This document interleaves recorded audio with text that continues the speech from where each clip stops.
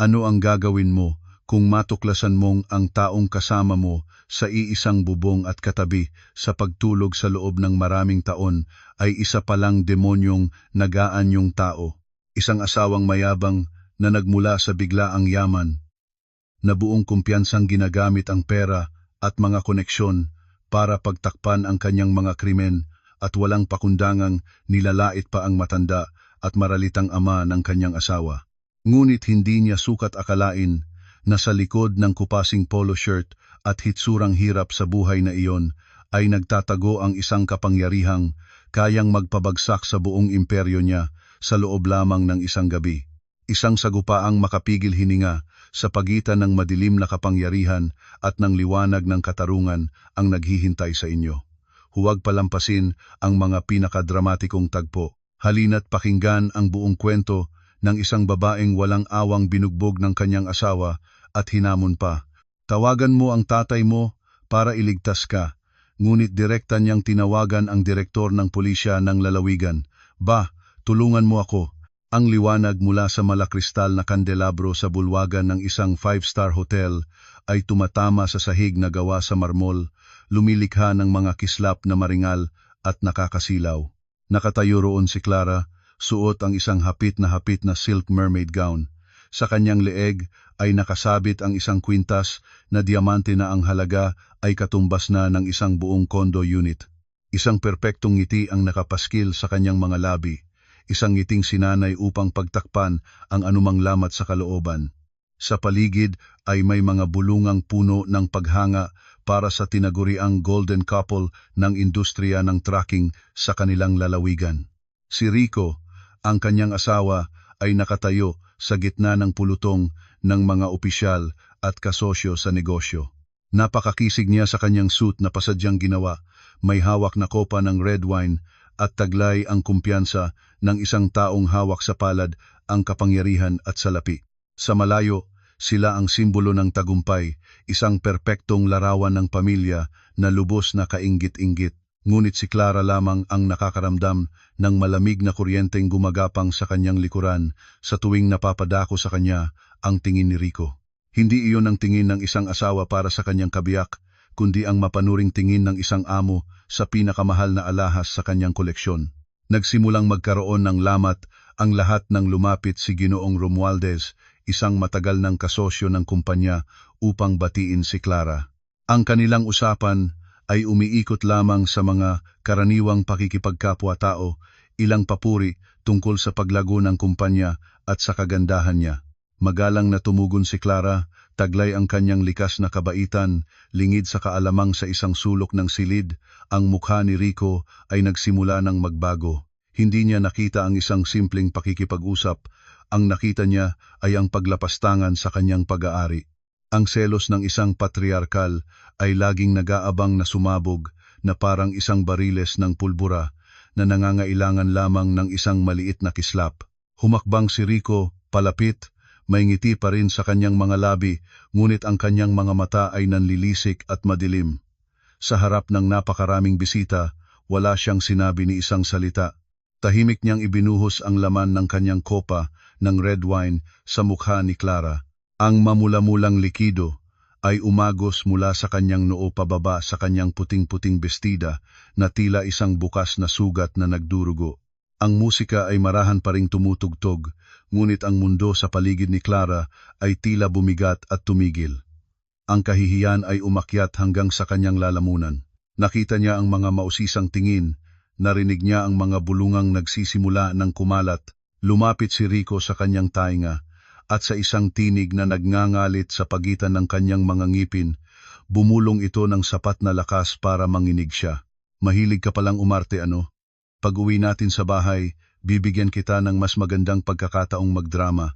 Ang biyahe mula sa hotel patungo sa kanilang mansyon sa labas ng lungsod ay parang isang walang hanggang paglalakbay. Sa masikip na espasyo ng kanilang mamahaling sasakyan, ang amoy ng alak at ng mamahaling pabango ni Rico ay naghalo, lumilikha ng isang nakasusukang bigat sa hangin. Hindi siya nagsasalita, nag-iingay lamang ang kanyang mga daliri na tumatapik sa manibela. Isang ugali niya, tuwing malapit na siyang magbuga ng galit. Tumingin si Clara sa bintana Ang mga ilaw sa kalsada ay dumadaan na parang mga pira-pirasong buhay na naglalaho. Naisip niya ang kanyang ama, si Tatay Arturo. Sa mga oras na ito, marahil ay payapa siyang nakaupo sa beranda ng kanilang bahay sa probinsya, walang kamalay-malay na ang kanyang anak na babae ay naglalakad patungo sa bibig ng kamatayan. Pinili niyang ilihim ang lahat, pinili niyang pasanin mag-isa ang bigat ng marangyang pagkukunwaring ito para sa karangalan ng pamilya, para sa kapayapaan ng kanyang ama, at higit sa lahat, para sa kanyang anak na si Mia. Sinabi niya sa sarili na kailangan niyang magtiis. Hanggat napapanatili ni Rico ang kanyang magandang imahe sa labas, ang kanyang anak ay magkakaroon pa rin ng isang matagumpay na ama. Iyon ang masakit na kompromisong napagkamalan niyang isang sakripisyo. Ang mabigat na bakal na tarangkahan ay nagsara ng malakas sa kanilang likuran. Pagkapasok pa lang sa pinto, bago pa man makapag-alis ng sapatos si Clara, sinunggaban na ni Rico ang kanyang buhok at hinila ito ng buong lakas paatras. Dahil sa biglaang paghila, nanakit ang leeg ni Clara at napaluhod siya sa malamig na sahig na gawa sa marmol. Ibinato ni Rico ang kanyang coat sa isang tabi at sinimulang luwagan ang kanyang kurbata. Ang kanyang mga mata ay namumula na sa galit, nakakatakot tingnan. Ang halimaw na nagtatago sa likod ng maskara ng isang negosyante ay ganap ng nagpakita. Pinapakain kita ng masarap, binibihisan ng maganda, binibigyan ng karangalan bilang may bahay ko, para lang lumandi ka sa ibang lalaki sa mismong harapan ko. Ah, hindi, nauutal, nasabi ni Clara habang tumutulo ang luha. Wala akong ginagawang masama. Pakikipag-usap lang yon. Nakikiusap ako, Rico. Tulog na si Mia. Ang kanyang pagsusumamo ay nagsilbi lamang na gasolina sa naglalagablab na apoy ng galit sa puso ni Rico. Sumugod siya na parang isang mabangis na hayop. Sunod-sunod na malalakas na sampal ang dumapo sa kanyang mukha, dahilan upang magdugo ang labi ni Clara. Hindi siya nangahas na sumigaw dahil natatakot siyang magising ang anak, natatakot siyang masaksihan ng bata ang ganitong kakilakilabot na eksena. Nagsikap siyang yumukyok na parang isang suso na inalisan ng bahay, tinitiis ang sunod-sunod na malalakas na sipa sa kanyang tagiliran. Bawat matinding sakit na kanyang nararamdaman ay katumbas ng pagkasira ng kanyang paniniwala sa salitang pamilya. Biglang napagtanto ni Clara na hindi siya nakatira sa isang mansyon, kundi nakakulong sa isang magarbong hawlang salamin kung saan ang karselero ay maaaring durugin siya anumang oras na naisin ito. Ang nakakadurog pusong iyak ni Mia ay umalingaw-ngaw mula sa itaas ng hagdanan. Ang 5 taong gulang na bata na nakasuot ng pantulog na may mga larawan ng cartoon ay nanginginig na nakatayo habang pinapanood ang kanyang ama na walang awang sinasaktan ang kanyang ina. Ang kanyang mga bilugang mata ay puno ng takot at trauma. Sinubukan ni Clara na gamitin ang natitirang lakas upang gumapang palapit sa anak. Gusto niyang protektahan ang musmos na kaluluwang iyon mula sa pagkawasak na ito. Mia, pumasok ka sa kwarto anak, huwag kang tumingin. Ngumisi si Rico, isang kasuklam-suklam ng ngiti ng isang nagwagi. Tinanggal niya ang kanyang malapad na sinturong katad at ang kalansing ng metal na buckle ay tunog-tuyo at nakakakilabot. Tiningnan niya ang kanyang asawa nang may sukdulang paghamak na para bang isa lamang itong basurang nakakalat sa kanyang paanan. Ipinagyabang niya ang kanyang kapangyarihan sa buong mundo, hinahamon maging ang integridad na pinanghahawakan ng ama ni Clara. Akala mo kung sino ka? Sa tingin mo ba may mga ngahas na galawin ako sa probinsyang ito? Sasabihin ko sa'yo, kayang bilhin ng pera ko ang katahimikan ng buong lugar na ito at ng buong lipunan. Iwinasiwas niya ang kanyang kamay at ang sinturong katad ay lumagapak ng malakas sa balikat ni Clara, pinunit ang maninipis na seda at bumaon sa kanyang balat. Isang nagniningas na sakit ang gumapang sa kanyang likuran, dahilan upang siya ay bumagsak. Ang tunog ng sinturong humahaginit sa hangin ay humalo sa walang tigil na pag-iyak ni Mia, lumilikha ng isang orkestra ng demonyo sa loob mismo ng tahanang tinatawag nilang pugad. Ang mainit na dugo mula sa sugat sa kanyang balikat ay bumasa sa telang seda, dumikit sa kanyang balat na ginagawang isang matinding pagdurusa ang bawat paghinga ni Clara. Si Rico ay nakatayo na parang isang itim na bundok. Hinaharangan ang liwanag mula sa kisame habang hawak pa rin ang sinturong katad na parang isang berdugong lasing sa dugo. Hindi siya tumigil. Ang mga sumunod na hagupit ay dumapo sa likod at braso ni Clara habang pilit niyang ginagamit ang kanyang katawan para protektahan si Mia na umiiyak na sa ilalim ng mesa. Bawat tuyong lagapak ay nagpapanginig sa laman ni Clara, ngunit ang sakit sa katawan sa mga sandaling ito ay tila nalampasan ng sukdulang pandidiri para sa taong dati niyang tinatawag na asawa. Tiningnan ni Rico ang kanyang asawa gamit ang mga matang namumula. Ang kanyang mukha ay nabaluktot dahil sa kayabangan at sa matapang na amoy ng alak. Inihagis niya ang sinturon sa sahig, ang tunog ng metal na tumama sa marmol ay nakakabingi, pagkatapos ay bigla niyang sinunggaban ang baba ni Clara, itinaas ang kanyang mukha na basang-basa ng luha. Tingnan mo nga ang sarili mo. Anong mayroon ka bukod sa titulong ginang na ipinagkaloob ko sa'yo? Isa ka lang babaeng walang laman ang utak. Akala mo ba napakamahalaga mo? Tinitigan siya ni Clara ng diretso sa mata, at mula sa kanyang nanginginig at duguan na labi, lumabas ang mga salitang puno ng hinanakit. Hindi ako tinuruan ng ama ko na umasa sa marumi mong pera. Tinuruan niya ako tungkol sa dignidad, isang bagay na hindi mo mabibili kahit sa buong buhay mo. Natigilan si Rico sa isang segundo, pagkatapos ay humalakhak ng malakas, isang mabangis na tawa na umalingaw-ngaw sa buong tahimik na mansyon. Binitiwan niya ang mukha ni Clara, kaya't tumama ang kanyang ulo sa sahig. Pagkatapos ay kampante siyang naglakad patungo sa bar, nagsalin ng isa pang baso ng matapang na alak na parabang katatapos lang niyang gawin ang kanyang panggabing ehersisyo. Dignidad? Anong alam ng matandang probinsyano mong ama tungkol sa mundong ito? Yung matanda na laging nakasuot ng kupas, na polo at tsinelas na parang isang talunang magsasaka, balak mo. Kung takutin gamit ang isang matandang magsasaka na pakalat-kalat lang kasama ng mga itik sa bukid, Clara, nakakaawa ang iyong pagiging inosente. Hayaan mong sabihin ko sa'yo, ang buong probinsyang ito ay nasa ilalim ng aking palad. Ang perang ipinamamahagi ko mula sa barangay hanggang sa Kapitolyo ay hindi kailanman kinulang. Ang trucking company na ito ang aking imperyo, at dito ako ang batas. Isang nag-aalab na galit ang sumiklab sa dibdib ni Clara. Naalala niya ang kanyang ama, si Tatay Arturo. Ang lalaking laging may mabait na ngiti at magaspang na mga kamay dahil sa hirap ng buhay. Naalala niya ang mga pagkakataong dumalaw ito, na may dalang simpleng pasalubong mula sa probinsya at laging nagpapaalala sa kanya na mamuhay nang naaayon sa kanyang konsensya. Laging inilihim ni Clara ang tunay na katayuan ng kanyang ama, hindi kailanman niya binanggit kay Rico ang totoong posisyon nito. Hindi dahil ikinahihiya niya ito, kundi dahil gusto niyang protektahan ang kalinisan at kapayapaan ng ama mula sa mundong puno ng panlilinlang at amoy ng pera ni Rico. Ayaw niyang masangkot ang kanyang ama sa basurang kanyang tinitiis. Ngunit ngayon, nang marinig niya ang kriminal na ito na nilalait ang kanyang ama gamit ang pinakamaruruming salita, ang puso niya ay tila pinipiga. Hindi ka karapat-dapat na banggitin man lang ang pangalan ng tatay ko. Isa ka lang duwag na nagtatago sa likod ng marurumi mong pera. Sumugod si Rico, isang malakas na sipa ang tumama sa tagiliran ni Clara na nagpatilapon sa kanya at tumama sa isang cabinet na salamin. Ang tunog ng nababasag na kristal ay parang tunog ng kanyang pusong nadudurog.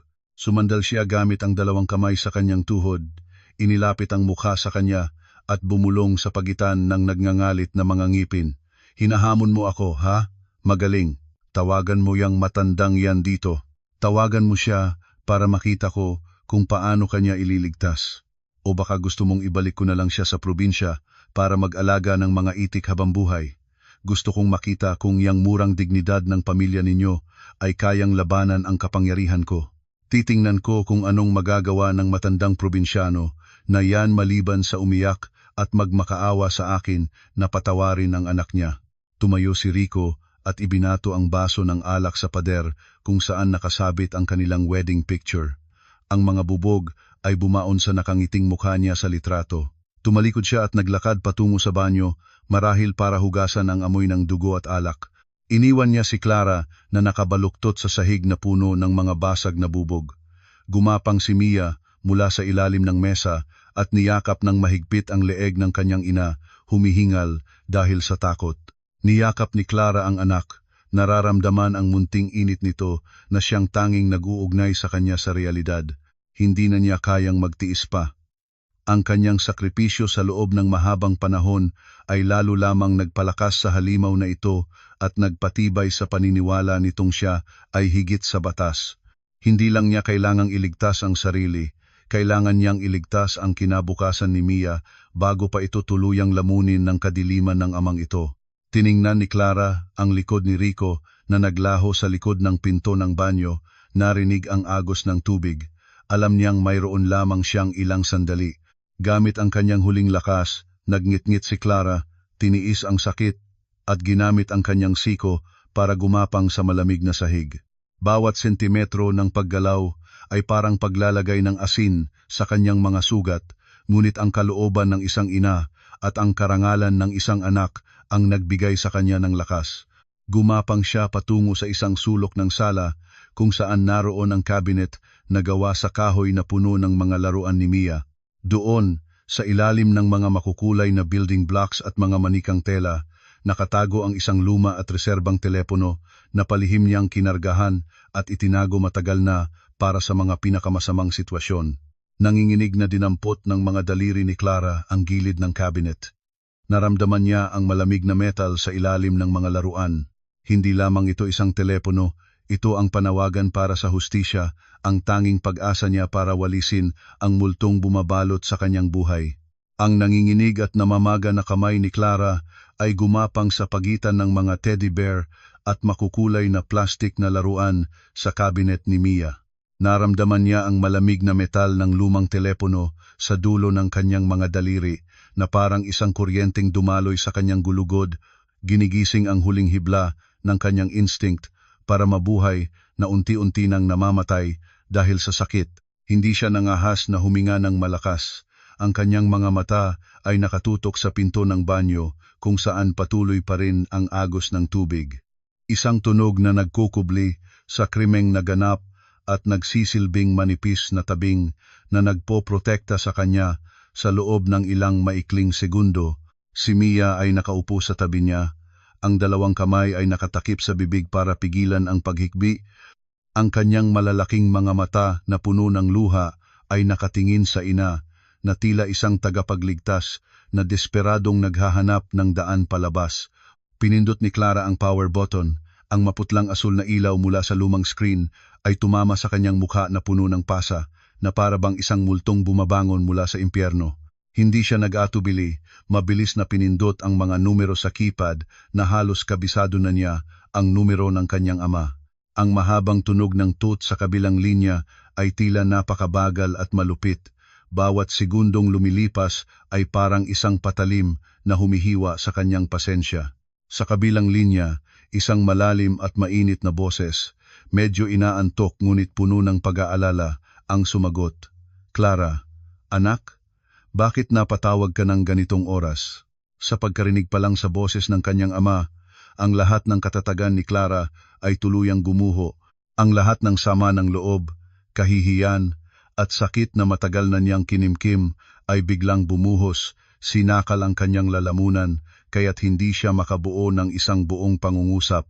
Nagawa na lamang niyang tipunin ang lahat ng kanyang natitirang lakas, at ibulong sa telepono ang tatlong salita. Ba, tulungan mo ko. Biglang tumigil ang agos ng tubig sa banyo.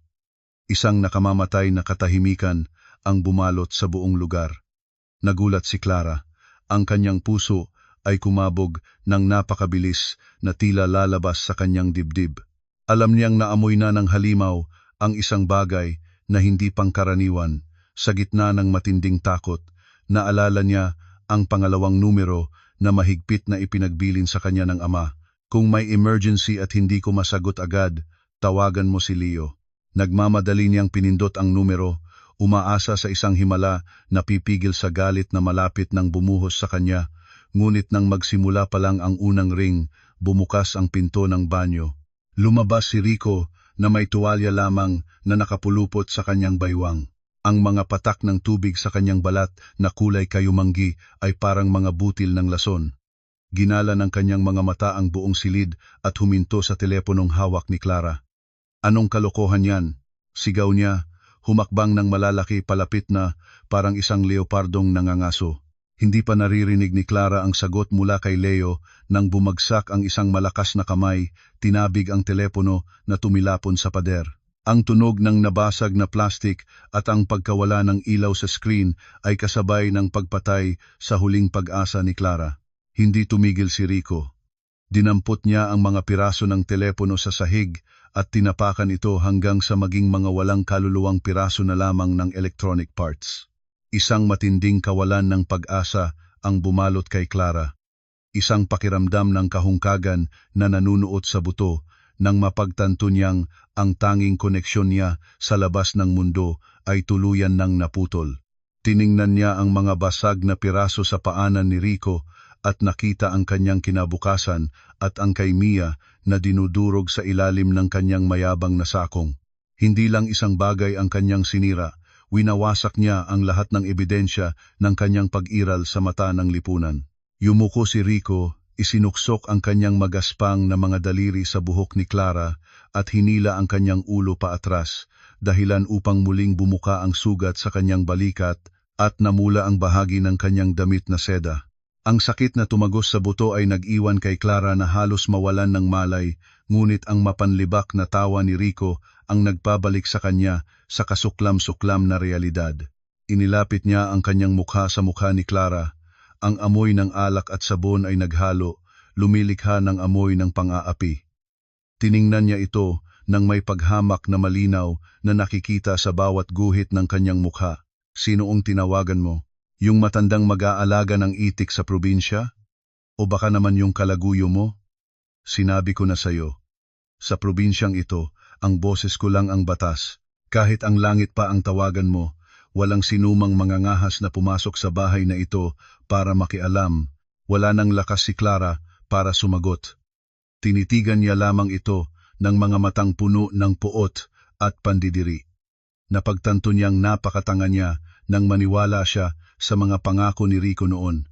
Napakatanga niyang subukang panatilihin ang marangyang panlabas na anyo na ito para lamang itulak ang sarili at ang anak sa bingit ng kamatayan.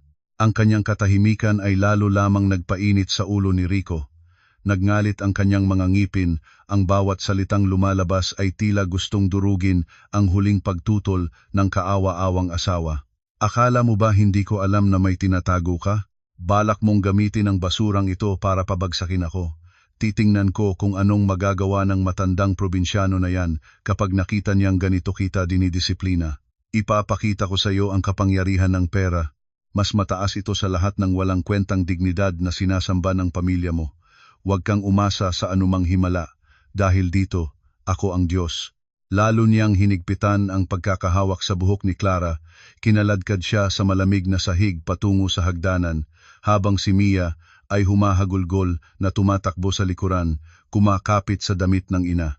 Ang pakiramdam ng kanyang balat na kumikiskis sa magaspang na sahig at ang sakit mula sa anit ay nag-iwan kay Clara na halos maubusan ng lakas. Nagsimulang manlabo ang kanyang paningin, ngunit sa kadilimang unti-unting bumabalot ang imahe ng uniforme ng kanyang ama at ang matigas nitong mga habilin ay biglang lumitaw na parang isang pangako ng katarungan. Huminto si Rico sa paanan ng hagdanan. Inihagis niya si Clara na parang isang sirang laruan. Pagkatapos ay tumayo siya sa isang baitang na mas mataas sa kanya. Tinitingnan siya mula sa itaas na may ekspresyon ng isang nagwagi. Gusto mong tumawag ng saklolo, di ba? Sige, tingnan natin kung anong magagawa ng matandang yan. Ang sunod-sunod na tunog ng doorbell ay biglang umalingaw-ngaw. Pinunit ang mabigat na kapaligiran na puno ng amoy ng karahasan at alak sa loob ng mansyon. Natigilan si Rico, ang kanyang makakapal na kilay ay tumaas ng may paghamon. Binitiwan niya ang buhok ni Clara, walang pakialam na inayos ang kanyang tuwalya at lumakad patungo sa security camera monitor na matatagpuan sa lobby. Sa screen, si Aling Helen, ang kanilang kapitbahay, ay balisang nakatayo, ang mukha ay puno ng pag-aalala sa tabi ng dalawang pulis na nakasuot ng berdeng uniforme. Si Clara, na nakahandusay sa sahig, ay hirap huminga. Ang kanyang puso ay kumakabog ng malakas sa pagitan ng sumisibol na pag-asa at sukdulang takot. Sinubukan niyang gamitin ang kanyang nanginginig na braso para yakapin si Mia, para takpan ang dugo na tumutulo mula sa kanyang labi. Ngunit ang pagdating ng mga awtoridad ay tila hindi man lang ikinabahala ni Rico. Ngumisi siya, isang ngiti na puno ng kayabangan ng isang taong naniniwalang lahat ng moralidad at batas ay mabibili ng pera. Kampanteng lumabas si Rico para buksan ang gate, hindi man lang nag-abalang magsuot ng damit. Ipinapakita ang kanyang malapad na dibdib bilang isang uri ng pagpapakitang gilas ng pisikal na lakas. Pagkakita pa lang kay Aling Helen at sa dalawang pulis, nag-krus siya ng braso, ang kanyang tono ay mayabang at puno ng pangungutya. Mga sir, ano't nang gugulo kayo dito? Gabi na, mag-asawa lang kami na nag-aaway, kailangan pa ba ng buong puwersa? Ang batang pulis na nagngangalang Marco ay sumilip sa bahagyang bukas na pinto at nakita si Clara na nakaupo sa sahig, ang kanyang damit na seda ay punit-punit at ang mga pasa ay kitang-kita sa ilalim ng ilaw ng labi. Naging seryoso ang kanyang mukha at matigas ang kanyang boses. Ginoong Rico, nakatanggap kami ng ulat tungkol sa karahasan sa pamilya. Pakiusap. Tumabi po kayo para masuri namin ang kalagayan ng inyong may bahay. Hindi lamang tumabi si Rico, bagkus ay humakbang pa siya palapit, halos idikit ang sarili sa batang pulis. Kinuha niya ang kanyang pinakabagong modelo ng cellphone mula sa bulsa, mabilis na nagdial, at idinikit ito sa kanyang tainga, habang may mapanlibak na tingin sa uniforme ng dalawang kaharap. Karahasan, anong pinagsasabi nyo? Nasisiraan lang ng bait ang asawa ko. Pinagsabihan ko lang siya ng ilang salita. Mga bata pa kayo, dapat matuto kayong tumingin sa dinadaanan nyo. Hayaan nyo, tatawagan ko lang si Major Santos sa provincial headquarters, kaibigan ko yun. Huwag na nating pahirapan ang isa't isa para wala tayong problema. Nakahiga si Clara sa loob, naririnig ang bawat salitang lumalabas sa bibig ng kanyang asawa at nakaramdam siya ng panlalamig. Isang matinding pagkabigla ang bumalot sa kanyang isipan nang mapagtanto niya kung gaano kalawak na ang galamay ng koneksyon ni Rico. Hindi siya nagbibiro, may kumpiyansa siyang ginagamit ang pangalan ng isang mataas na opisyal para takutin ang mga nagpapatupad ng batas sa mababang antas. Tiningnan niya si Marco at ang kasama nitong pulis at nakita niyang bahagya silang natigilan, isang hindi nakikitang pag-aalinlangan ang lumitaw sa kanilang mga mata. Ang kanilang integridad ay sumasagupa sa isang madilim na network ng kapangyarihan na pinaghirapang itayo ni Rico gamit ang mga kahina-hinalang kargamento at makakapal na sobre. Napapikit si Clara, isang matinding pag-aalala para sa kanyang ama ang sumiklab. Akala niya noon na ang pagtawag sa ama ang tanging paraan, ngunit ngayon, natatakot siyang kung darating nga si Tatay Arturo, gagamitin ni Rico ang kanyang walang pakundangang kapangyarihan para hiyain ito, para yurakan ang karangalan ng isang matandang probinsyano tulad ng lagi niyang panlalait. Ayaw niyang masangkot ang kanyang ama sa lusak na ito. Ayaw niyang ang kupasing polo shirt ng kanyang ama ay mansahan ng kayabangan ng isang taong walang kaluluwa. Patuloy pa ring nagsasalita si Rico sa telepono. Ang kanyang boses ay malakas na tila gustong iparinig sa buong subdibisyon ang kanyang kapangyarihan. Hello, Major Santos? Oo, si Rico to. May mga kabataan tayong pulis dito na bumibisita sa bahay ko. Pakiusap, sabihan mo naman sila. Alam mo na, maliit na away pamilya lang.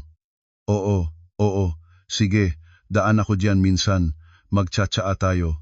Ibinaba niya ang telepono. Tiningnan si Marco ng may pagwawagi at itinuro ang gate na parang nagpapaalis ng bisita. Gayunpaman, hindi umatras si Marco. Nang makita niya ang dugo sa labi ni Clara at ang tulalang mga mata ni Mia, na naig ang kanyang propesyonal na konsensya laban sa pag-aalinlangan sa harap ng kapangyarihan. Lumapit si Marco, inilagay ang kamay sa kanyang baril at nagsalita ng may malamig at tiyak na boses. Ginoong Rico, uulitin ko, kahit sino pa ang kakilala ninyo, Kailangan nating sumunod sa batas. Pakiusap, tumabi kayo agad para makagawa kami ng report. Aling Helen, pakitulungan po si Ginang Clara na tumayo. Nagbago ang mukha ni Rico, naging mabangis ito na parang isang hayop na nasukol. Hindi niya inaasahan na isang pulis parokya ang mangangahas na sagutin siya. Sumigaw siya at akmang susugod para makipag-agawan ng isang sunod-sunod na tunog mula sa malayo ang nagpatigil sa lahat. Ang tunog ng mga sirena ng sasakyang may prioridad ay sunod-sunod at malakas na umalingaw-ngaw, sinira ang katahimikan ng Marangyang subdibisyon. Hindi lang isa, kundi isang convoy ng mga sasakyan ang mabilis na paparating. Ang mga kumikislap na asul at pulang ilaw ay tumama sa mga puting pader ng mansyon, lumilikha ng isang eksenang magulo, ngunit solemne. Kumunot ang noo ni Rico, ang kanyang kumpiyansa ay nagsimulang gumuho sa kanyang pinagpapawisang mukha. Nagbulong siya ng kung ano, bakit naman nagpadala si Major ng ganito karaming sasakyan, ngunit iba si Clara. Naramdaman niya ang isang kuryenteng dumaloy sa kanyang likuran. Isang kutob ang nagsasabi sa kanya na ang tunay na bagyo ay ngayon palang magsisimula at ang pader na gawa sa papel na itinayo ni Rico ay malapit ng walisin ng isang kapangyarihang hindi niya kailanman inasahan. Ang mga asul at pulang ilaw ay palapit ng palapit, nagbibigay sa luha ang mukha ni Clara ng isang huling sinag ng pag-asa, matalim at makinang. Ang mga umiikot na asul at pulang ilaw mula sa konvoy ng mga sasakyan ay kumalat. Ang matatalim na sinag nito ay tumama sa mga relief na plaster ng mansyon. Ginawang isang eksenang puno ng tensyon ang Marangyang lugar. Napatanga si Rico sa tabi ng bakal na gate.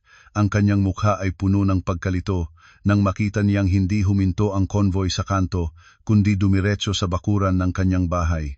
Ang nangungunang sasakyan na may plakang gobyerno ay biglang pumreno. Ang tunog ng gulong na kumaskas sa graba ay nakakabingi, parang tunog ng pagguho ng isang bulag na paniniwala. Bumukas ang pinto ng sasakyan, isang pares ng makintab na sapatos na katad ang unang lumabas, sinundan ng isang payat ngunit tuwid na tindig na parang isang espadang bagong bunot mula sa kaluban. Tiniis ni Clara ang sakit, pilit na inangat ang sarili para sumilip sa siwang ng pinto ng lobby. Nanikip ang kanyang dibdib nang makilala niya ang pamilyar na mukhang sunog sa araw. Ngunit ngayon, hindi suot ng kanyang ama ang kupas na polo shirt o ang lumang tsinelas. Nakatayo roon si Tatay Arturo, maringal sa kanyang plansadong uniforme ng pulis. Ang mga bituin sa kanyang balikat ay nagniningning sa ilalim ng ilaw ng poste, naglalabas ng isang aura ng kapangyarihan na tila nagpatigil sa lahat sa paligid. Natigilan si Rico. Ang mamahaling cellphone sa kanyang kamay ay nahulog at nabasag ang screen tulad ng network ng mga koneksyon na dati niyang ipinagmamalaki. Nauutal siya. Ang kanyang mga labi ay nanginginig at hindi makapagsalita habang kaharap ang taong dati niyang minamaliit bilang isang matandang probinsyanong nag-aalaga ng itik. Hindi man lang tiningnan ni Tatay Arturo ang kanyang manugang. Dumiretso siya sa loob ng lobby kung saan nakaupo si Clara sa sahig. Ang dugo mula sa kanyang labi ay tumutulo pa rin at bumabakat sa kanyang damit na seda. Sa sandaling makita niya ang kanyang anak na wasak, bahagyang nanginig ang mga mata ng matandang ama. Isang sukdulang awa ang sumibol, ngunit mabilis itong napalitan ng katatagan ng isang pinuno ng puwersa ng batas. Lumuhod siya sa isang tuhod, ang kanyang mga kamay, na sanay lamang humawak ng baril sa pagtugis ng mga kriminal, ngayon ay nanginginig na hinawakan ang balikat ni Clara na nanginginig sa takot. "Ba, tulungan mo ko." Humikbi si Clara. Ang kanyang tawag sa ama ay nag-uumapaw sa gitna ng pisikal na sakit at ng biglaang paggaan ng loob. Walang sinabi si Tatay Arturo.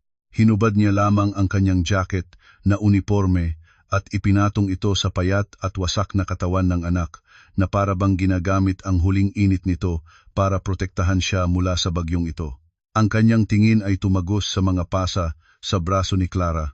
Bawat sugat ay parang isang patalim na tumutusok sa dibdib ng isang ama na inialay ang buong buhay para sa kapayapaan ng bayan, ngunit hinayaang mahulog ang sariling anak sa impyerno. Isang matinding takot ang nagsimulang bumalot sa buong isipan ni Rico. Umatras siya, nabunggo ang gilid ng mesa, ang kanyang mga binti ay hindi na makatayo ng tuwid sa harap ng malupit na katotohanan.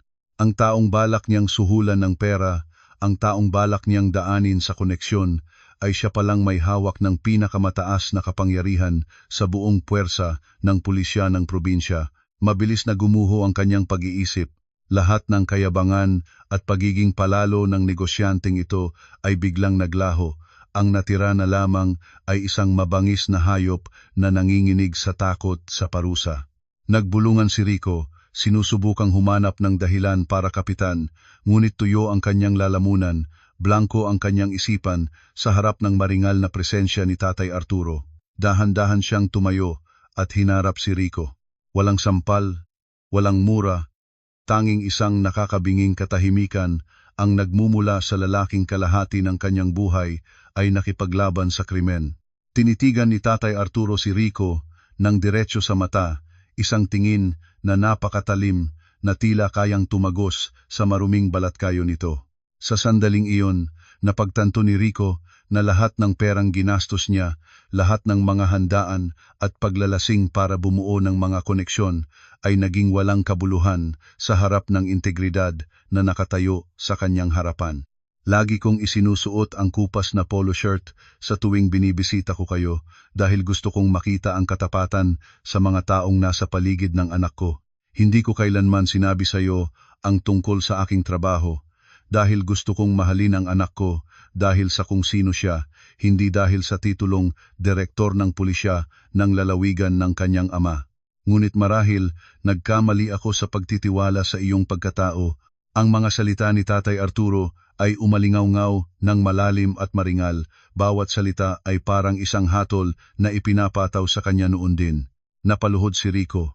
Ang kanyang mga kamay ay di sinasadyang itinaas na parang nagmamakaawa, ngunit sa harap niya ay hindi na ang mabait na biyenang nag-aalaga ng itik, kundi isang pader na bakal ng batas na nagpapatupad ng katarungan. Ang mga asul at pulang ilaw sa labas ay patuloy pa ring kumikislap, hudyat ng isang mahabang gabi kung saan ang maruming imperyo ni Rico ay wawasakin ng walang anumang bakas na maiiwan. Napaluhod si Rico sa sahig na marmol. Ang kanyang mga tuhod ay lumagapak ng malakas. Pilit niyang inabot si Tatay Arturo, ang amoy ng alak ay tila naglaho na, at tanging ang pagiging duwag na lamang ang malinaw na nakikita sa kanyang mukhang namumutla. Nauutal siya, ang kanyang boses ay nanginginig na parang isang taong malulunod na nakakapit sa dayami. Nagkamali po ako, nadala lang po ako ng kalasingan, patawarin niyo na po ako ngayon lang. Si Major Leo po, matalik ko pong kaibigan yon. Maintindihan niya po ako ba? Sakto sa sandaling iyon, isang matangkad na anino ang lumitaw mula sa likuran ng mga pulis na nakapalibot sa pasukan. Si Leo Santos ay lumitaw, taglay pa rin ang kanyang matipunong mukha at matalas na mga mata na laging nakikita ni Rico sa mga sosyal na pagtitipon. Ngunit ngayon, hindi siya nakasuot ng sibilyan. Suot niya ang uniforme ng pulis na may ranggong Lieutenant Colonel, may hawak na makapal na folder na may pulang selyo. Nakita ni Rico si Leo na parang liwanag sa dulo ng lagusan. Akma siyang gagapang para yumakap sa mga binti nito. Ngunit umatras si Leo ng isang hakbang. Ang kanyang tingin kay Rico ay walang bahid ng emosyon, malamig na parang tumitingin sa isang bagay na walang buhay. Ginoong Rico, nagkakamali ka. Hindi mo ako kaibigan sa paraang iniisip mo. Ako ang special assistant ng direktor at higit sa lahat, ako ang pinuno ng Special Investigation Unit na humahawak sa kaso ng smuggling, tax evasion at money laundering ng iyong trucking company. Ang sinabi ni Leo ay parang isang malaking martilyo na direktang tumama sa ulo ni Rico, winasak ang huling hibla ng pag-asa. Nakaupo si Clara sa isang silya, suot ang maluwag na uniforme ng kanyang ama. Nasasaksihan niya ang eksenang ito na may halong pait at kasiyahan. Tiningnan niya ang kanyang asawa, ang taong ilang minuto lang ang nakalipas ay mayabang na minamaliit ang batas. Ngayon ay hindi na iiba sa isang daga sa kanal na nasukol sa isang sulok. Ang kasiyahang iyon ay hindi dahil sa pagwawagi, kundi dahil sa sakit ng mga tao ng pagtitiis para sa mga peklat sa kanyang katawan at para sa kanyang kawalang muwang sa pag-aakalang ang katahimikan ay magdudulot ng kapayapaan. Napagtanto niyang habang siya ay nagtitiis ng mga palo mula rito, ang kanyang ama at si Leo ay tahimik na naglalatag ng isang bakal na lambat para walisin ang maruming imperyo na itinayo ni Rico mula sa dugo at luha ng iba. Malamig na iniharap ni Leo ang isang papel na may pulang selyo ng piskalya sa harap mismo ni Rico. Mahigit 1 taon na naming sinusubaybayan ang mga kahina-hinalang operasyon ng iyong kumpanya. Ang mga ilegal na kargamento na tumatawid sa hangganan, ang mga peking resibo para sa money laundering, lahat ay nasa folder na ito. Ang pananakit mo sa iyong asawa ngayong gabi ay ang huling patak na lamang na nagtulak sa amin na isagawa ang search and arrest warrant ng mas maaga kaysa sa plano. Tuluyan ng gumuho si Rico. Ipinatong niya ang kanyang ulo sa sahig, ang kanyang mga balikat ay nanginginig. Ang mga koneksyon na kanyang ipinagmamalaki, ang perang ginamit niya para linisin ang kanyang mga kasalanan, ngayon ay ganap na walang silbi sa harap ng integridad at matibay na ebidensya ng batas. Sinubukan niyang tumingin muli kay Leo, nagbubulong ng mga pakiusap para sa 100 palabas o kaunting konsiderasyon, ngunit ang tanging isinagot ay ang tiyak na pagbuklat ng papel at ang matatag na tingin ng isang pulis. Hindi natinag si Leo. Para sa kanya, si Rico ay hindi na isang maimpluwensyang negosyante, kundi isang mapanganib na kriminal na kailangang ihiwalay sa lipunan. Tiningnan ni Clara ang kanyang ama. Si Tatay Arturo ay nakatayo pa rin doon, tahimik na parang isang estatwang bato, ngunit ang kanyang mga mata ay nag-aapoy sa galit at sakit. Hindi niya tinitingnan si Rico. Tinitingnan niya ang kawalan sa likod ng kanyang manugang sa lugar na dapat sana ay isang masayang tahanan, hindi isang eksena ng isang kakilakilabot na krimen. Naramdaman ni Clara ang bigat ng uniforme sa kanyang mga balikat. Hindi lamang ito kapangyarihan, kundi responsibilidad at tahimik na sakripisyo ng kanyang ama para protektahan ang pundasyon ng katarungan. Ang sakit mula sa kanyang mga sugat ay naroon pa rin, ngunit ang kanyang paniniwala sa tama ay nagsisimula ng muling mabuhay. Humarap si Leo sa kanyang mga kasamahan. Ang kanyang malakas at malinaw na boses ay umalingaw-ngaw sa buong mansyon. Lahat ng unit, makinig. Ipatupad ang search warrant sa buong tirahan at opisina ng suspek na si Rico. Kunin ang lahat ng dokumento, electronic devices at isil ang lahat ng lihim na kaha de yero. Kumilos na. Ang tunog ng mga bota ng mga pulis ay sunod-sunod na umalingaw-ngaw sa lahat ng palapag. Ang malalakas na flashlight ay sumilay sa bawat sulok, tinatamaan ang pinakamadidilim na bahagi ng marangyang bahay. Niyakap ni Clara ng mahigpit si Mia, tinakpan ang mga tainga ng bata para hindi nito marinig ang mga tunog ng pagbagsak ng isang imperyo ng krimen. Ngayong gabi, ang pader na gawa sa papel ni Rico ay hindi lamang nabutas, kundi tuluyan ng pinunit sa ilalim ng bakal na liwanag ng batas at ng mahigpit na paghatol ng amang dati niyang minamaliit bilang isang matandang probinsyano. Ang sunod-sunod na tunog ng mga combat boots na tumatapak sa marmol na sahig ay sumira sa peking katahimikan ng mansyon. Ang mga sinag ng malalakas na flashlight ay dumadaan sa mga mamahaling oil painting at mga imported na kristal na florera, hinuhubaran ang karangyaan na itinayo gamit ang maruming pera. Tiyak na itinuro ni Leo ang opisina sa dulo ng pasilyo sa ikalawang palapag, isang lugar na laging nakalock gamit ang password at fingerprint ni Rico. Agad na kumilos ang mga technical expert. Inilabas ang mga modernong kagamitan sa paghahanap at pagbubukas ng lock. Ang tunog ng mga makina ay regular na umalingaw-ngaw sa gitna ng mabigat na tensyon. Nakaupo si Clara sa sala, ang kanyang mga mata ay tulala habang pinapanood ang totoong buhay na pelikulang mabilis na nagaganap sa kanyang harapan. Ang bahay na ito, na dati niyang itinuring na kanlungan at ipinagmamalaki, ngayon ay nagpapakita ng tunay nitong anyo, isang yungib ng isang mabangis na hayop. Bawat piraso ng wallpaper na tinatanggal, bawat aparador na hinahalughog ay nagpapagaan sa kanyang kalooban, ngunit puno pa rin ng kapaitan. Lumalabas na sa likod ng mga maginoong ngiti ng kanyang asawa sa mga pagtitipon ay isang buong madilim na network ng krimen. Biglang bumangon si Rico mula sa pagkakaluhod. Sinamantala niya ang pagluwag ng hawak ng isang batang pulis at mabilis na tumakbo patungo sa opisina. Sumigaw siya na parang isang baliw. Ang kanyang mukha ay nabaluktot sa matinding takot. Alam niya na kung mabubuksan ang nakatagong kahadiyero sa likod ng kanilang family portrait, ang kanyang buhay ay tuluyan ng magwawakas. Tumabi kayo! Wala kayong karapatan! Pribadong pag-aari ko yan! Ngunit mas mabilis si Leo. Sa kanyang mahahabang hakbang at liksi ng isang bihasang operatiba, sumugod siya at ginamitan si Rico ng isang mahusay na martial arts move. Pinabagsak ito sa sahig sa harap mismo ng pinto ng opisina. Isang mahinang tunog ng buto at ang unggol ng sakit ni Rico ay sabay na narinig. Idiniin ni Leo ang ulo ni Rico sa sahig. Ang kanyang boses ay kasing lamig ng yelo.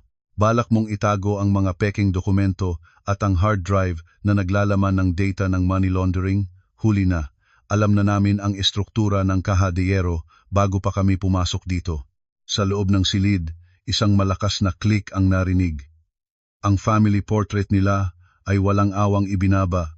Inilalantad ang malamig na bakal na pinto ng nakatagong kahadiyero. Nang bumukas ang pinto, lumitaw ang mga tambak ng resibo, mga notebook na detalyadong naglilista ng mga suhol sa mga koneksyon sa smuggling, at isang serye ng mga bank card na may peking pangalan. Sa harap ng mga piskal, sumasayaw ang mga numero sa papel, ang mga ebidensya ng pagpupuslit ng mga ipinagbabawal na gamit sa ilalim ng pagkukunwari ng mga cargo truck ay nakalista ng detalyado at nakakakilabot. Tumingin si Clara sa itaas, kung saan ang mga pulis ay nagsisil ng bawat kahon ng dokumento. Nakita niyang nanginginig si Mia habang nakayakap sa kanyang leeg. Mabilis niyang tinakpan ang mga mata ng anak. Ang bahay na ito ay unti-unting hinuhubaran ng bawat maskara. Ang mga sofa na gawa sa balat ng baka, ang mga bote ng mamahaling alak na nagkakahalaga ng libu-libong dolyar, lahat ay nanginginig sa ilalim ng liwanag ng katarungan. Nakaramdam si Clara ng matinding pandidiri sa sarili dahil sa paghinga sa ganitong kapaligiran ng kasinungalingan sa loob ng maraming taon. Nagtiis siya para mapanatili ang isang ama para sa kanyang anak, ngunit ang amang iyon ay isa palang demonyo na nagtatayo ng kinabukasan sa mga guho ng batas. Ang karangyaang ito ay hindi pag-ibig, ito ay mga tanikalang pinahiran ng ginto. Sa sala, si Rico ay nakahandusay sa sahig. Ang kanyang dating makinis na buhok ay ngayon ay puno ng pawis at alikabok. Hindi na siya sumisigaw, tanging mga desperadong paghinga na lamang ang naririnig. Tumayo si Tatay Arturo sa tabi ni Leo, tinitingnan ang mga kahon ng ebidensya na ibinababa ng may seryosong tingin. Wala siyang sinabi ni isang salita kay Rico. Ang kanyang katahimikan sa sandaling ito ay mas malupit pa kaysa sa anumang paghatol. Lumapit si Tatay Arturo kay Clara, marahang inilagay ang kamay sa kanyang balikat, isang haplos na puno ng pag-unawa at sakit. Tumingala si Clara sa kanyang ama, at nakita sa mga mata nito hindi ang pagwawagi, kundi ang kalungkutan ng isang ama na hindi na protektahan ang kanyang anak ng mas maaga mula sa mga kuko ng halimaw na ito. Dalhin na ang suspek, malakas na utos ni Leo. 2 pulis ang tumulong kay Rico na tumayo, at ang tunog ng posas ay umalingaw-ngaw. Ikinandado nito ang mga kamay na dating ginamit para ihampas ng sinturo ng asawa. Pahirapang naglakad si Rico palabas ng pinto, ang kanyang mga binti ay nanginginig at hindi na makatayo ng tuwid. Sa labas ng gate ng mansyon, nagtipon na ang mga kapitbahay. Ang mga flash ng kamera ng cellphone ay walang tigil, at ang mga bulungan at pagtuturo ay hindi tumitigil. Ang taong dating mayabang na ipinagmamalaki ang kanyang mga mamahaling sasakyan, ang taong dating minamaliit ang matandang probinsyano, ngayon ay nakayuko, hiyang-hiya na sumakay sa isang saradong police van. Nakatayo si Clara sa may pintuan, pinapanood ang likod ni Rico na unti-unting naglaho sa likod ng bakal na pinto ng van, natatakpan ng kumikislap na asul at pulang ilaw. Nasaksihan ng buong kapitbahayan ang pagbagsak ng isang peking milyonaryo. Ang malamig na hangin ng gabi ay pumasok sa sala, ngunit ito ang nagparamdam kay Clara na sa unang pagkakataon sa loob ng maraming taon, malaya na siyang makahinga. Kahit na ang kapalit ng kalayaang iyon ay mga sugat na sariwa pa rin. Ang sasakyang may plakang gobyerno ay tahimik na umandar. Inilalayo si Clara sa mansyon na ngayon ay isa na lamang malamig na crime scene. Ang maliwanag na fluorescent na ilaw sa loob ng istasyon ng pulis ay nagpatingkad sa bawat pasa sa kanyang mukha at braso. Nakaupo si Clara doon, kaharap ang isang babaeng investigador at isang doktor. Ang amoy ng antiseptic ay matapang, nanggigising sa kanyang pang-amoy na sensitibo na pagkatapos ng bugbog na nagdulot sa kanya ng pagduduwal. Dahan-dahang tinanggal ng doktor ang mga damit ni Clara. Nang malantad ang kanyang likod sa ilalim ng ilaw, biglang bumigat ang hangin sa silid. Huminga ng malalim ang doktor, marahan niyang hinawakan ang mga namumulang latay na nagdurugo pa, pagkatapos ay lumipat sa mga lumang peklat sa kanyang tagiliran. Nagbulong siya habang nagsusulat sa medical report. Ang mga sugat na ito ay hindi bago. May mga sugat na 2 o 3 taon na ang nakalipas, paulit-ulit na pinsala. Ang iyong ika-7 tadyang ay dating may lamat ngunit hindi nagamot ng maayos. Gaano katagal mo nang tinitiis ito? Ang tanong ng doktor ay parang isang malamig na tubig na ibinuhos sa matagal ng pagtitiis ni Clara. Yumuko siya, hinayaan ang mainit na luha na tumulo sa puting kumot ng medical bed. Ang hubad na katotohanan ay lumitaw sa pamamagitan ng mga numero at tuyong terminolohiyang medikal. Nabuhay siya sa impyernong iyon sa loob ng halos 5 taon. Niloloko ang buong mundo. Niloloko ang sarili niyang ama para lamang mapanatili ang isang ilusyon ng kaligayahan. Nakaramdam si Clara ng matinding sisi. Ang pagsisisi ay umakyat na parang mapait na apdo sa kanyang lalamunan. Naalala niya ang mga pagkakataong tumatawag ang kanyang ama at lagi siyang sumasagot na may peking masayang boses. Okay lang po ako ba? Masaya po kami. Akala niya ang paglilihim sa ama ay paraan para maging payapa ito sa kanyang katandaan. Ngunit ngayon, naiintindihan niyang ang katahimikang iyon ay naging kasabwat sa lalong pagiging malupit ni Rico. Inilapit sa kanya ng babaeng investigador ang salaysay. Ang kanyang boses ay malumanay ngunit matatag. Ginang Clara, kailangan naming isalaysay ninyo ang lahat ng detalyado. Hindi lang ang nangyari ngayong gabi, kundi lahat ng mga nakaraang insidente. Ito ang magiging basehan para mailayo ang bata sa mapanganib na kapaligiran at masiguro ang kustodiya para sa inyo. Nang marinig ang pangalan ni Mia, ang kahinaan ni Clara ay biglang naglaho, napalitan ng isang malakas na likas na puwersa. Hindi niya maaaring hayaang lumaki ang kanyang anak sa anino ng isang kriminal at abusadong ama. Kung hindi siya titindig ngayon, si Mia ang magiging susunod na biktima sa kadena ng trahedyang ito. Huminga ng malalim si Clara. Kahit nanginginig pa, ang kanyang boses ay naging malinaw at matalas. Nagsimula siyang magkwento mula sa unang bugbog noong siya ay buntis pa lamang, hanggang sa mga pagkakataong ikinukulong siya sa madilim na silid at sa mga pangiinsultong ginagawa ni Rico sa kanyang pamilya. Bawat salaysay ay isang pagharap sa sakit, isang pagtanggal sa huling sapin ng pagkukunwari ng kanilang bulok na pagsasama. Isinalaysay niya ang tungkol sa maruruming perang inuuwi ni Rico, ang mga tawag na nagbabanta mula sa mga estrangherong tinatawag niyang kasosyo. Sa labas ng silid ng interogasyon, ang pasilyo ay tahimik, tanging ang tiktak ng orasan sa pader ang maririnig. Nakaupo si Tatay Arturo sa isang lumang silyang kahoy, ang kanyang anino ay humahaba sa ilalim ng ilaw. Nanatili siyang tuwid umupo, tulad ng isang sundalo, ngunit ang kanyang mga mata ay namumula, nagtatago ng isang di masabing sakit. Nang lumabas si Leo, hawak ang paunang medical report at ang mahabang salaysay ni Clara, dahan-dahang tumayo si Tatay Arturo. Ang kanyang mga kamay, na dati matatag na parang bakal, na humawak ng baril laban sa pinakamapanganib na mga kriminal, ngayon ay nanginginig ng husto habang tinatanggap ang folder mula sa kanyang assistant. Isinuot ni Tatay Arturo ang kanyang salamin.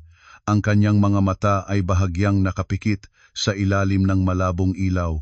Bawat linya lumang sugat, keloid, pinsala sa ulo, ay parang mga karayom na direktang tumutusok sa kanyang puso. Habang nagbabasa, lalong nanginginig ang kanyang mga kamay. Ang manipis na papel ay lumilikha ng isang malungkot na kaluskos. Naalala niya ang bawat pag-uwi ng kanyang anak, laging nakasuot ng mahabang manggas kahit tag-araw, laging makapal ang makeup para takpan ang mga pasa. Matanda na siya, inakala niyang ang kanyang anak ay malaki na at masaya.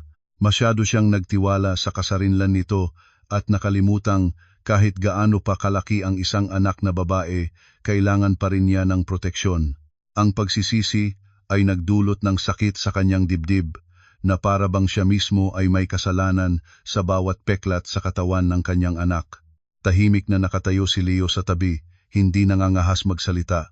Nakikita lamang ang maringal na direktor na ngayon ay mukhang maliit at nag-iisa sa gitna ng pasilyo ng istasyon ng pulis. Itiniklop ni Tatay Arturo ang report. Hinigpitan ito sa kanyang palad. Ang mga ugat sa kanyang kamay ay umumbok.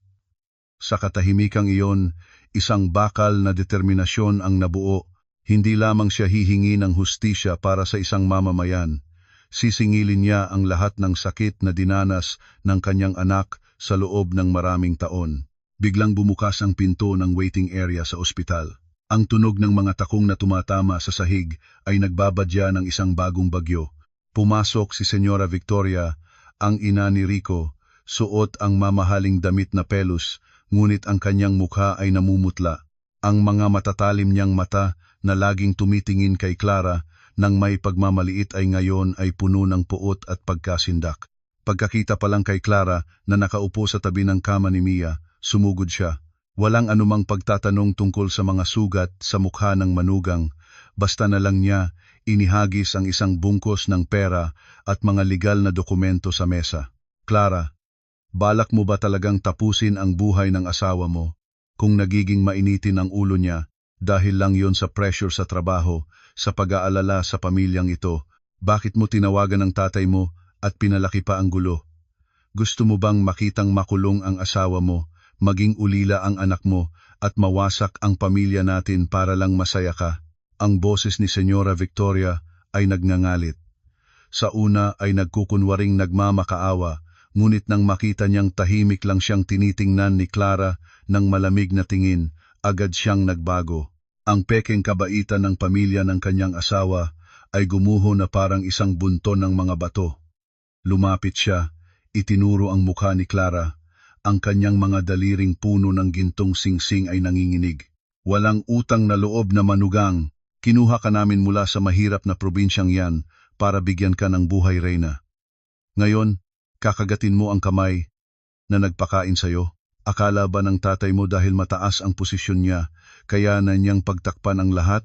May mga koneksyon kami, may pera. Kukuha kami ng pinakamagagaling na abogado.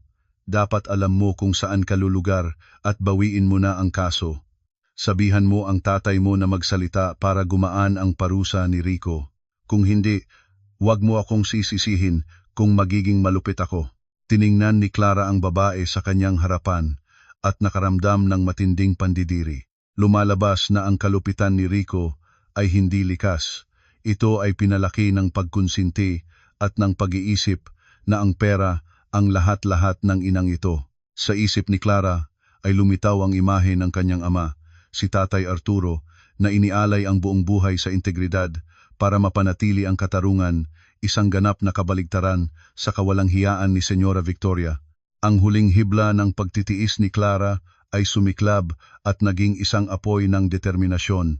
Tumayo siya, hindi umiwas, at tinitigan ng diretso sa mata ang kanyang biyenan. Sinabi niyo pong kinuha niyo ako? Nagkakamali po kayo. Pumunta ako rito para maging asawa at ina, hindi para maging punching bag ng anak ninyo tuwing masama ang timpla niya mula sa mga marurumi niyang negosyo. Ang pera ng pamilya ninyo ay hindi kayang bilhin ang mga peklat sa likod ko o ang takot sa mata ng anak ko. Tinatawag niyo akong walang utang na loob? Ang anak ninyong nananakit ng asawa at lumalait sa biyenan. Yan ba ang moralidad ng pamilya ninyo? Ang boses ni Clara ay matalas. Bawat salita ay parang isang sampal sa mukha ni Senyora Victoria na nagpatulog sa kanya.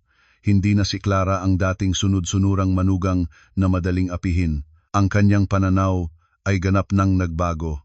Natanto niyang hindi na siya isang kaawa-awang biktima na nagmamakaawa, kundi siya ang nakatayo sa panig ng tama para ipatupad ang katarungan. Ang pagbabagong ito ay masakit, ngunit lubhang kailangan para maprotektahan niya ang sarili at ang kanyang anak. Huwag kayong umasa na gagamitin niyo ang pera o koneksyon para takutin ako o ang tatay ko. Ang batas ay hindi isang bagay na maaari ninyong pagtawaran. Kung ano ang ginawa ni Rico, kailangan niyang pagbayaran. Walang kulang kahit isang araw sa kulungan. Sa sobrang galit ni Senyora Victoria ay hindi na siya makapagsalita. Akma siyang sasampal, ngunit mabilis na pumasok si Leo at pinigilan ang kanyang kamay sa ere. Ang seryosong tingin ng pulis ay nagpababa ng kanyang loob. Nagbulong siya ng mga sumpa at galit na umalis. Sinundan ni Leo ng tingin ang kanyang anino hanggang sa maglaho ito sa pasilyo, saka siya bumalik kay Clara. Naging seryoso ang kanyang mukha. Hindi siya umupo, bagkus ay inilapit ang isang silya sa kanya at ibinaba ang boses, ngunit puno ito ng bigat. Ginang Clara, ang laban na ito ay magiging mas mahirap kaysa sa inaakala mo. Ang pamilya ni Rico ay desperadong kumikilos para burahin ang mga financial trail, pero may natagpuan kaming mas malala pa kaysa smuggling. Kinuha ni Leo mula sa kanyang briefcase ang isang bagong folder. Sa loob nito ay may mga lumang litrato ng crime scene at mga ulat ng investigasyon mula 3 taon na ang nakalipas. Ibinigay niya ito kay Clara. Itinuturo ang isang litrato ng isang truck na ganap na wasak matapos ang isang malagim na aksidente. Na-recover namin ang data mula sa lihim na hard drive sa kahadeyero ni Rico. Ito ang ebidensya na si Rico mismo ang nagplano ng isang aksidente sa kalsada para alisin ang kanyang pinakamalaking katunggali sa industriya ng trucking sa probinsyang ito. Ang biktima noon ay tuluyang naparalisa, habang si Rico naman ay gumamit ng pera para suhulan ang mga testigo at palabasing technical error ang nangyari. Hindi na ito kasong pang-ekonomiya o pananakit. Ito ay frustrated murder. Tiningnan ni Clara ang mga litrato. Nanginginig ang kanyang kamay sa matinding pagkasindak. Ang lalaking dati niyang katabi sa pagtulog ay isa talagang demonyong nagaanyong tao. Ang katotohanan ito ay ang huling tulak na nagdala kay Clara sa isang laban na hindi na niya maaaring atrasan. Hinigpitan niya ang folder.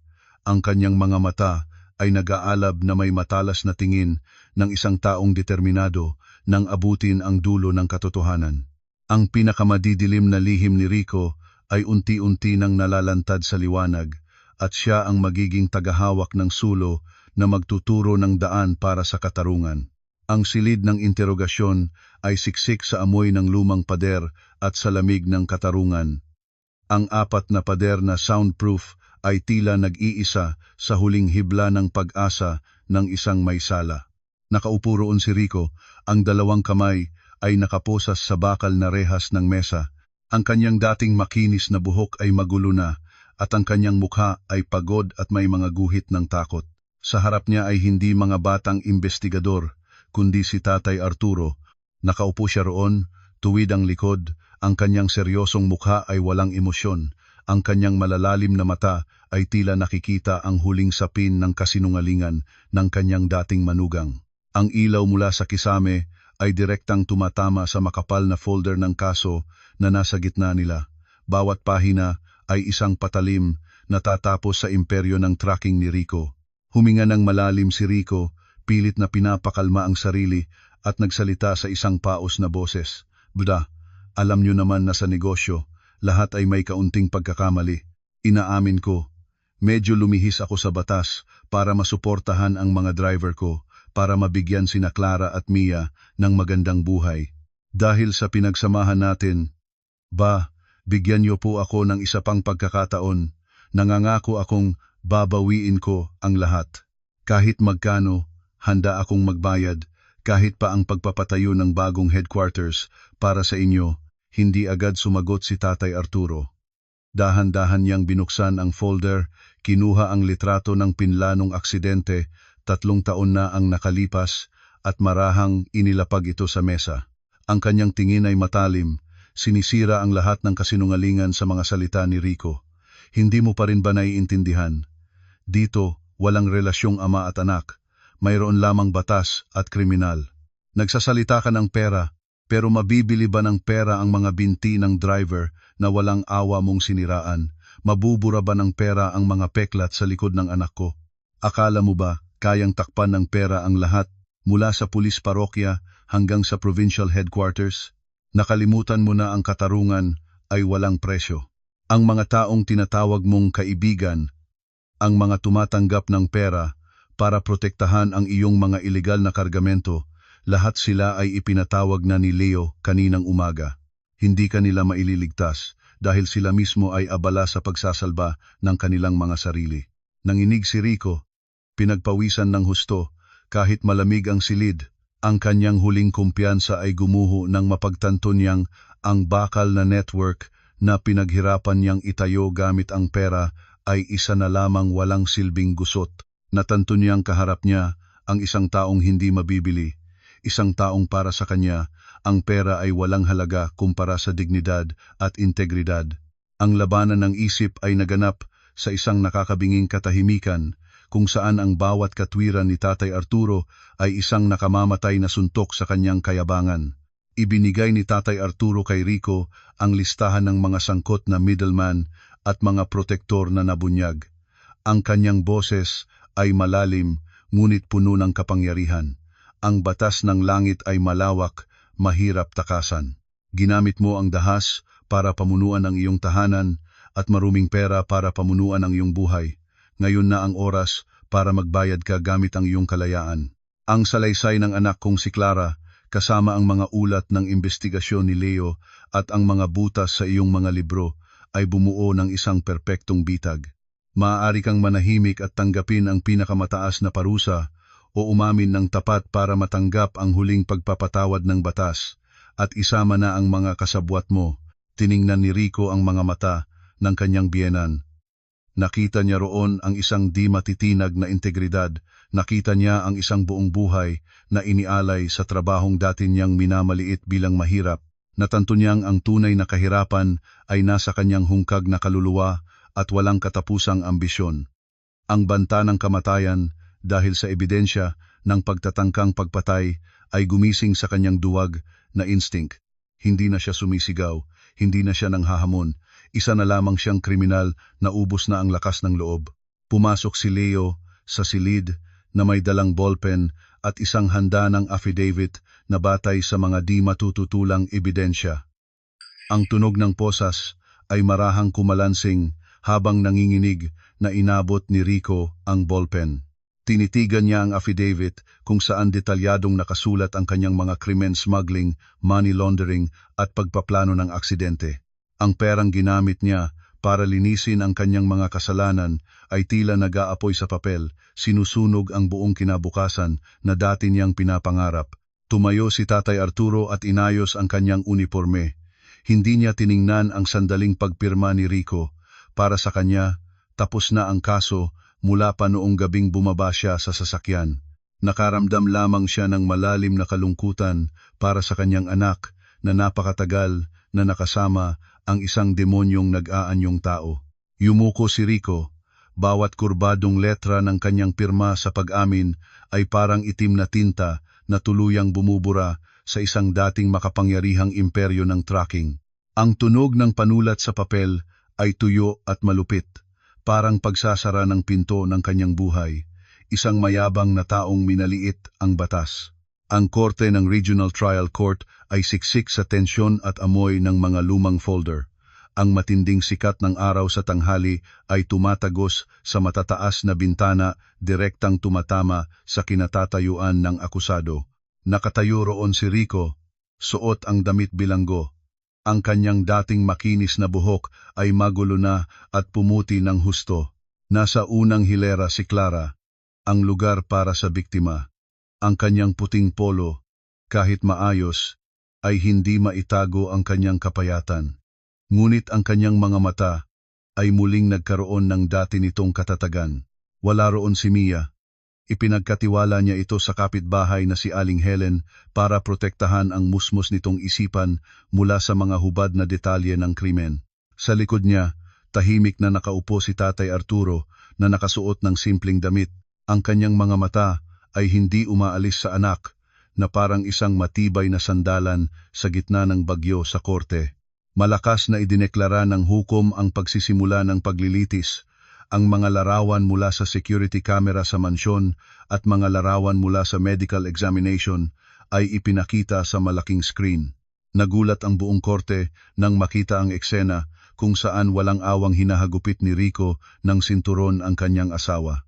Ang matinis na tunog, ang pigil na iyak ni Clara, at ang sigaw ni Mia ay umalingaw-ngaw sa buong silid. Sinisira ang imahe ng isang maginoong negosyante na pinaghirapan ni Rico na itayo. Hinigpitan ni Clara ang kanyang mga kamay, ang kanyang mga kuko ay bumaon sa kanyang palad hanggang sa magdugo. Bawat eksena sa video ay isang muling pagbabalik sa bangungot, ngunit ngayon hindi na siya yumuyuko. Tinitigan niya ng diretso ang screen, hinarap ang sarili niyang sakit ng may tapang ng isang taong nakalampas na sa bingit ng kamatayan. Yumuko si Rico, nanginginig ang mga balikat, hindi nangangahas tumingin sa matitibay na ebidensya.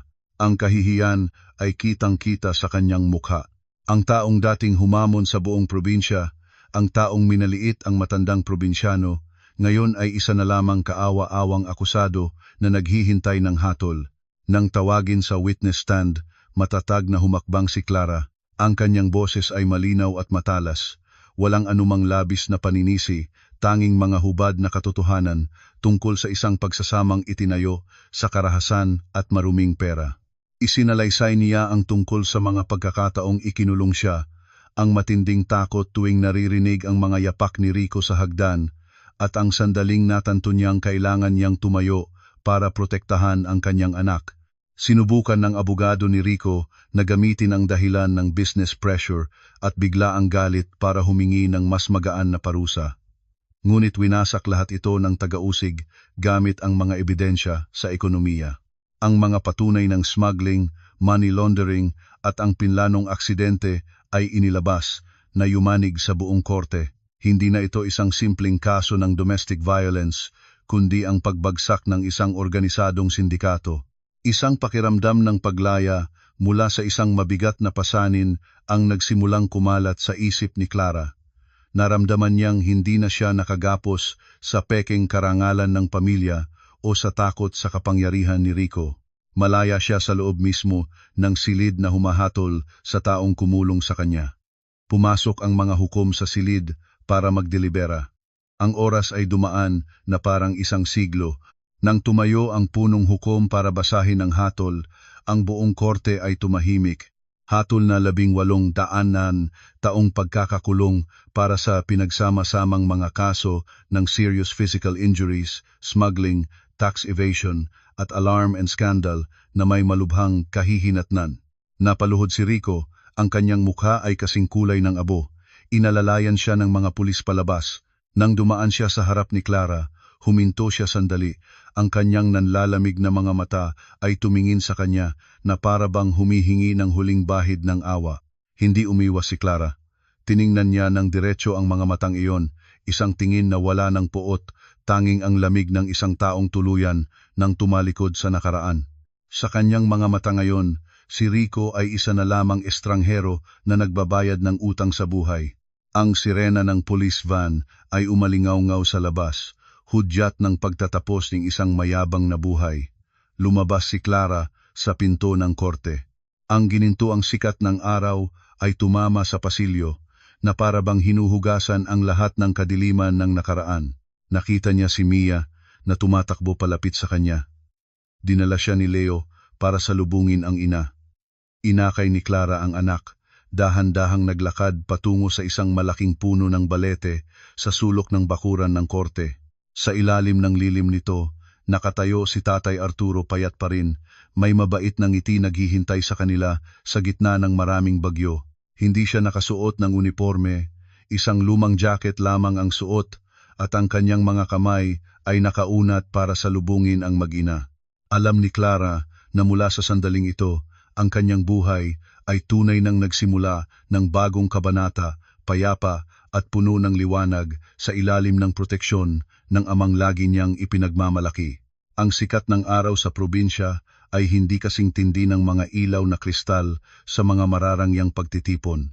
Marahan itong kumakalat sa mga luntiang taniman ng gulay at sumisilip sa siwang ng kahoy na pinto ng maliit na sari-sari store sa tabi ng kalsada.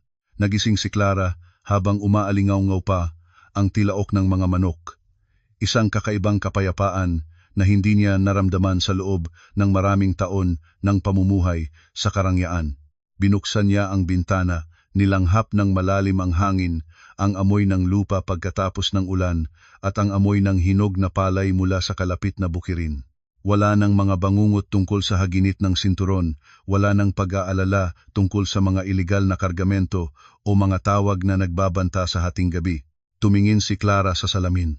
Ang mga peklat sa kanyang mukha ay halos hindi na makita, tanging isang maliit na marka na lamang sa gilid ng kanyang labi, isang paalala ng katatagan ng isang babaeng nangahas lumabas mula sa kadiliman.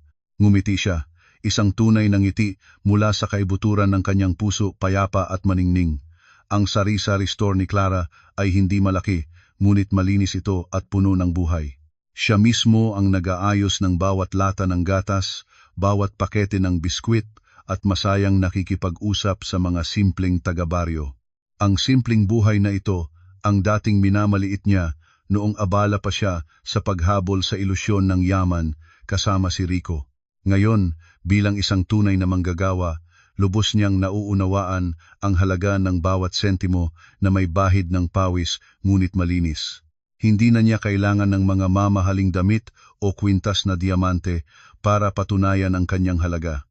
Ang integridad na pinanatili ng kanyang ama ay tumagos na sa kanyang dugo, naging gabay sa bawat kilos niya. Natanto ni Clara na ang kaligayahan ay hindi matatagpuan sa malalaking yaman na itinayo sa panlilinlang, kundi sa mahimbing na tulog gabi-gabi at sa kapayapaan ng konsensya. Si Mia ay masayang nagtatakbo sa bakuran, ang kanyang mga pisngi ay namumula at ang kanyang mga mata ay hindi na nagpapakita ng takot tuwing may malakas na tunog. Lumalaki ang bata sa pagmamahal ng kanyang lolo at sa katatagan ng kanyang ina. Ang kanyang kaluluwa ay parang isang usbong na muling sumisibol pagkatapos ng isang matinding bagyo. Nang hapon na iyon, pag-uwi ni Tatay Arturo mula sa trabaho, suot pa rin niya ang kanyang kupas na polo shirt, ang kanyang lumang tsinelas at may dalang isang supot ng prutas para sa kanyang apo. Sumigaw si Mia at yumakap sa kanyang lolo. Ang maliliit niyang kamay ay dumampi sa mga kalyo sa kamay nito.